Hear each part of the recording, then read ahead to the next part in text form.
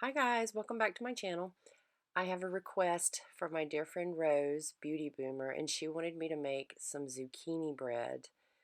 I haven't made this in a long time. I could barely even remember what it tasted like. So we're going to make this for Rose and I hope she likes it. So you start out with 3 cups of all-purpose flour, 1 teaspoon of salt, 1 teaspoon of baking soda, and 1 teaspoon of baking powder. Now I used 2 teaspoons of cinnamon and 1 teaspoon of nutmeg. So if you don't like the nutmeg flavor, which will make it very like a spice cake, it just makes it a little stronger. You can just put in 3 teaspoons of cinnamon instead. But it's up to you, but it turned out really good. It tasted delicious. So just get all the dry ingredients mixed up. There's not many steps to making this bread. So just get that mixed up really good, and you can sift that out if you want to. I don't go to all that trouble. So the next thing we're going to do is mix up our wet ingredients.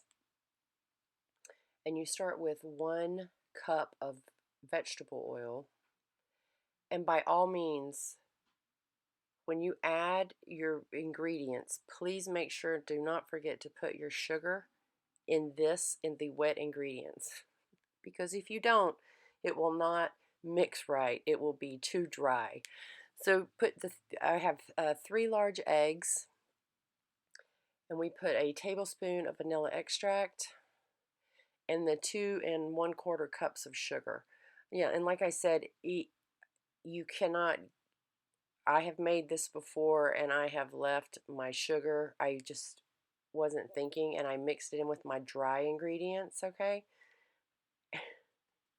And it was like very crumbly, did not mix up good at all.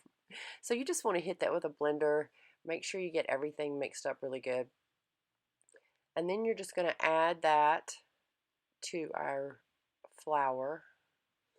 Now this batter, when you start stirring, you'll see that this batter is not a liquidy batter. And I had to look at my recipe and make sure that I wasn't leaving out some water or something because it's very, very thick. And I started stirring it up with my spoon, and I was just afraid that I wasn't going to get it incorporated good enough. After you keep stirring, it gets thicker and thicker. So then I just pulled out my blender and hit it with my blender, just because I wanted to make sure that I got everything mixed up really, really good.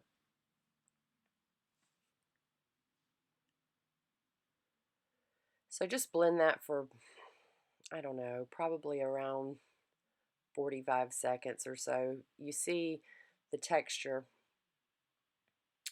It looks like peanut butter. It looks like peanut butter, but I promise when you add okay, we're going to add the 2 cups of zucchini. When you add the zucchini, there's a lot of water in the zucchini, and it gives it a lot of moisture, okay? So then we're going to add 1 cup of chopped walnuts.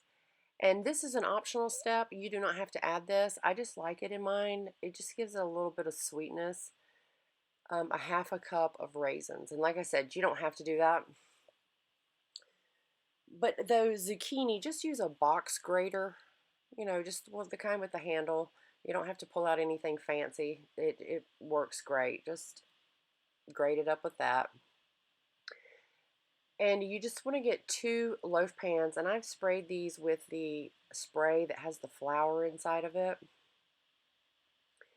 And you just want to try to separate this. You can use a measuring cup to measure it out and try to get them very even, but I just eyeball it. If one cake is a 1/4 inch higher than the other one, it's okay. I'm going to check both of them to make sure they're done.